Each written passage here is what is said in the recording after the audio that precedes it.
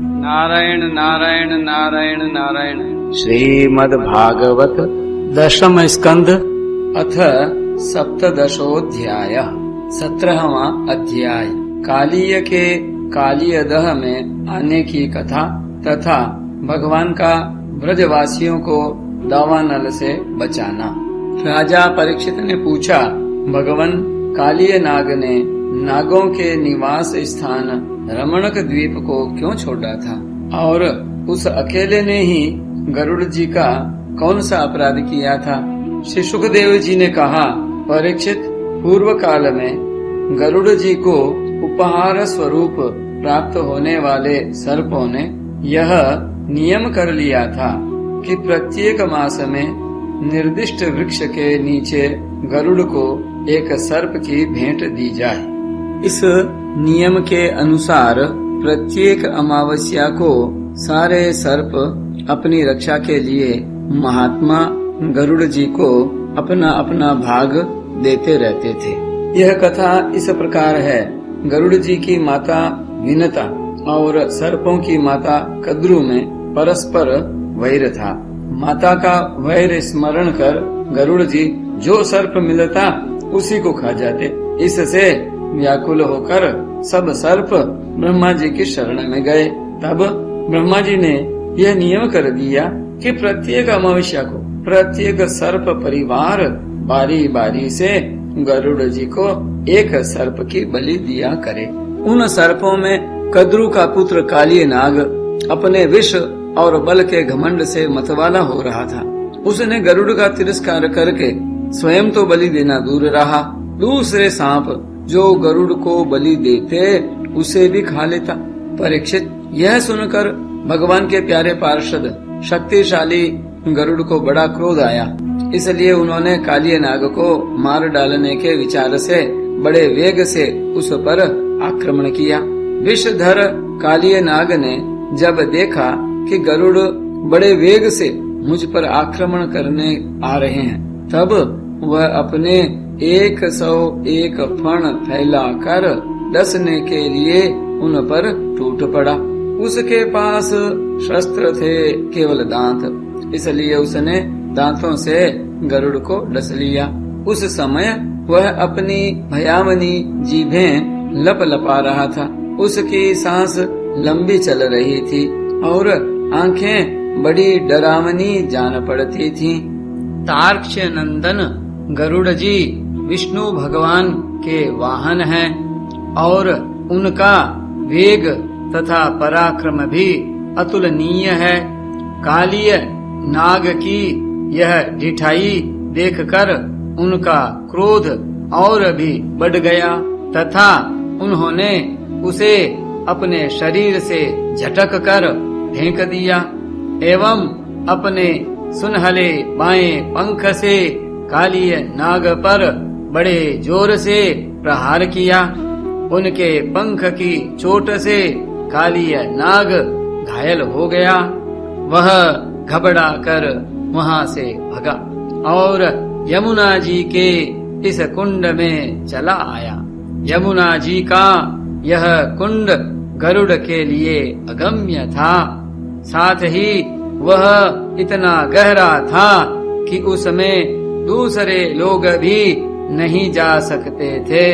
इसी स्थान पर एक दिन क्षुधातुर गरुड़ ने तपस्वी सौभरी के मना करने पर भी अपने अभीष्ट भक्ष्य मत्स्य को बलपूर्वक पकड़कर खा लिया। अपने मुखिया मत्स्यराज के मारे जाने के कारण मछलियों को बड़ा कष्ट हुआ। वे अत्यंत दीन और व्याकुल हो गईं। उनकी यह दशा देखकर महर्षि सौभरी को बड़ी दया आई। उन्होंने उस कुंड में रहने वाले सब जीवों की भलाई के लिए गरुड़ को यह शाप दे दिया, यदि गरुड़ फिर कभी इस कुंड में घुसकर मछलियों को खाएंगे तो उसी क्षण प्राणों से हाथ धो बैठे। मैं यह सत्य सत्य कहता हूँ। परीक्षित, महर्षि सौभरी के इस शाप की बात कालिय नाग के सिवा और कोई सांप नहीं जानता था, इसलिए वह गरुड़ के भय से वहां रहने लगा था। और अब भगवान श्री कृष्ण ने उसे निर्भय करके वहां से रमणक द्वीप में भेज दिया। परीक्षित, इधर भगवान श्री कृष्ण दिव्य माला, गंध, वस्त्र, महामूल्य मणि और सुवर्णमय आभूषणों से विभूषित हो उस कुंड से बाहर निकले। उनको देखकर सब के सब ब्रजवासी इस प्रकार उठ खड़े हुए जैसे प्राणों को पाकर इंद्रियां सचेत हो जाती हैं। सभी गोपों का हृदय आनंद से भर गया। वे बड़े प्रेम और प्रसन्नता से अपने कन्हैया को हृदय से लगाने लगे। परीक्षित, यशोदा रानी, रोहिणी जी, नंद बाबा, गोपी और गोप सभी श्री कृष्ण को पाकर सचेत हो गए। उनका मनोरथ सफल हो गया। बलराम जी तो भगवान का प्रभाव जानते ही थे।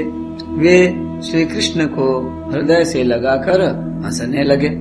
पर्वत, वृक्ष, गाय, बैल, बछड़े सब के सब आनंद मग्न हो गए। गोपों के कुल गुरु ब्राह्मणों ने अपनी पत्नियों के साथ नंद बाबा के पास आकर कहा, नंद जी, तुम्हारे बालक को कालिय नाग ने पकड़ लिया था, सो छूट कर आ गया। यह बड़े सौभाग्य की बात है। श्री कृष्ण के मृत्यु के मुख से लौट आने के उपलक्ष्य में तुम ब्राह्मणों को दान करो। परीक्षित, ब्राह्मणों की बात सुनकर नंद बाबा को बड़ी प्रसन्नता हुई। उन्होंने बहुत सा सोना और गौएं ब्राह्मणों को दान दी।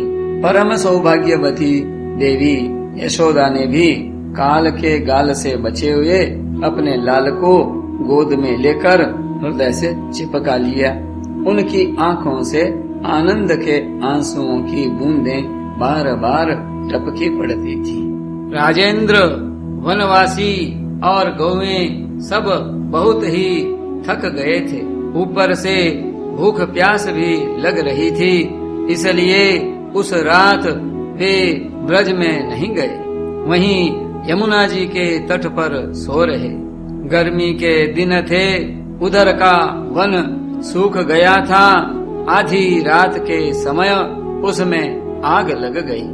उस आग ने सोए हुए ब्रजवासियों को चारों ओर से घेर लिया और वह उन्हें जलाने लगी। आग की आंच लगने पर ब्रजवासी घबरा कर उठ खड़े हुए और लीला मनुष्य भगवान श्री कृष्ण की शरण में गए। उन्होंने कहा, प्यारे श्री कृष्ण, श्याम सुंदर, महाभाग्यवान बलराम, तुम दोनों का बल विक्रम अनंत है। देखो देखो, यह भयंकर आग तुम्हारे सगे संबंधी हम स्वजनों को जलाना ही चाहती है। कृष्ण कृष्ण महाभाग, हे रामामित विक्रम, तुम में सब सामर्थ्य है। हम तुम्हारे सुहृद हैं, इसलिए इस प्रलय की अपार आग से हमें बचाओ। प्रभो, हम मृत्यु से नहीं डरते, परंतु तुम्हारे अकुतो भय चरण कमल छोड़ने में हम असमर्थ हैं।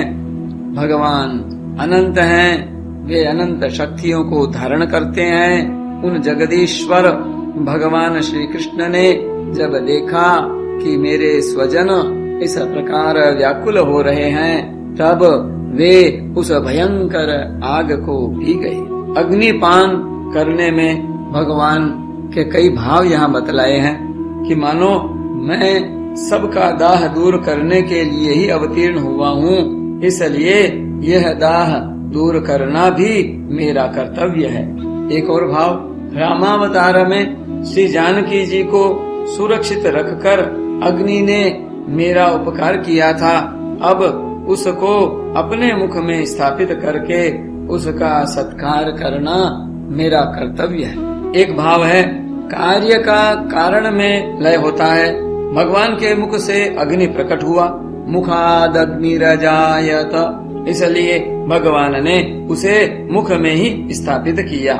एक भाव यह है, कि मुख के द्वारा अग्नि शांत करके यह भाव प्रकट किया कि भव दावाग्नि को शांत करने में भगवान के मुख स्थानीय ब्राह्मण ही समर्थ हैं।